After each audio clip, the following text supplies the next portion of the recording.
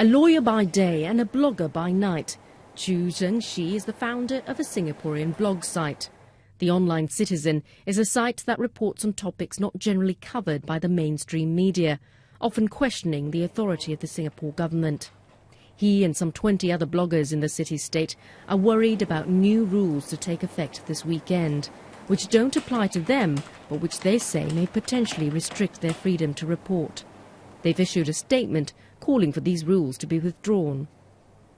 They've instead chosen to dangle the threat of regulation over our heads.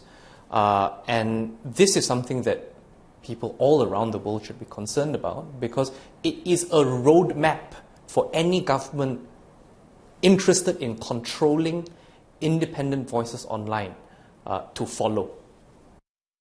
The rules announced this week require news websites to apply for licenses and will affect 10 sites that regularly report on Singapore. They'll be subjected to a nearly $40,000 bond and an annual review.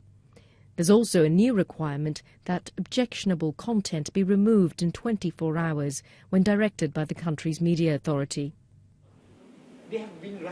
There's concern that the move will stifle internet-based media that is often critical of Singapore's government, something Singapore's Minister of Communications and Information refutes. Really, at the end of the day, what we want to do here is to protect the interests of the ordinary Singaporean. As long as they go onto online news sites to read the news, I think it's important for us to make sure that they read the right thing insofar as what has transpired yesterday. If there's an event, it is reported accurately. This was said by so-and-so and what have you, basically. Singapore has taken a tough stance on newspapers in the past, who its leaders have sued for defamation and other cases in order to protect their reputation. Now, with one of the most wired and well-connected societies in the world, Singaporeans can get their news online via the computer, their tablets and even their mobile phones. But what's striking is that Singapore ranks 149th on an international press freedoms list, below even the likes of Zimbabwe and Afghanistan.